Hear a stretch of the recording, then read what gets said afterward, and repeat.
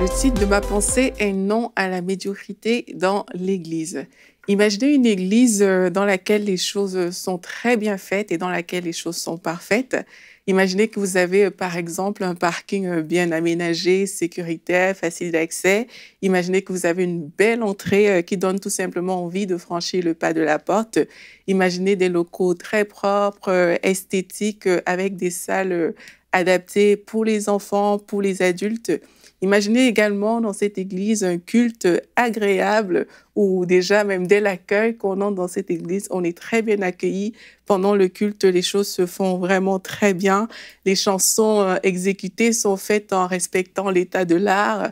Imaginez, la projection est impeccable avec des beaux fonds, des belles polices, un son qui n'altère pas les tympans, bref, tout ce qui est nécessaire au plaisir visuel, au plaisir esthétique. Et là, c'est une base. Il y a même des églises où il y a des bornes d'accueil, comme dans les gares, dans les aéroports. Il y a des églises même où on peut monter encore par rapport à la technologie. Imaginez que cette église serait la vôtre. Je pense que vous seriez quand même content d'appartenir à une église pareille. Pourquoi? Tout simplement parce qu'elle donne envie. Mais trop souvent, ce qu'on remarque dans nos églises locales, c'est que parfois on ne prend pas le temps de penser à ces choses-là et parfois on se retrouve dans la médiocrité. La Bible nous dit dans Luc 14, verset 28, « En effet, si l'un de vous veut construire une tour, il s'assied d'abord pour calculer la dépense. » De la même manière, si vous voulez bâtir votre église locale, il va falloir prendre du temps pour vous asseoir, pour calculer tout ce qui doit rentrer dans cette église locale-là. Je ne dis pas que vous aurez tout d'un coup la belle église avec tout ce que j'ai cité, non, mais il va falloir intégrer l'excellence dans votre façon de faire et dans votre façon de voir les choses. En fait, il faut penser l'église locale. Alors, n'oublions pas que l'église a pour but d'honorer Dieu d'abord, et on crée un espace, en fait, où on veut accueillir la présence de Dieu, on veut que Dieu demeure là, on veut rendre la gloire à Dieu lorsqu'on va dans une église locale. Et nous savons tous que la médiocrité ne glorifie pas le Seigneur.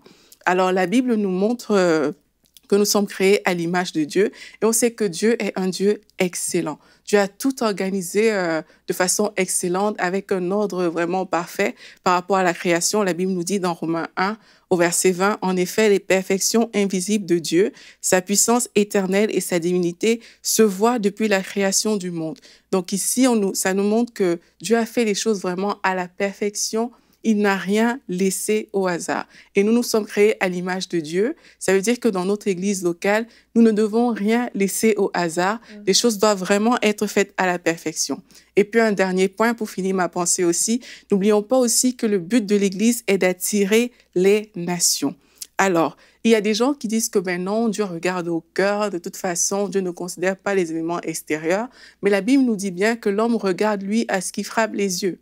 Or, le but d'une église, ben, c'est d'attirer ces personnes qui sont dehors, mais qui vont regarder à ce qui frappe les yeux, justement. Ça veut dire que c'est important aussi, il va falloir composer dans tous les cas avec des éléments visibles qui donnent envie à ces personnes de venir à l'église.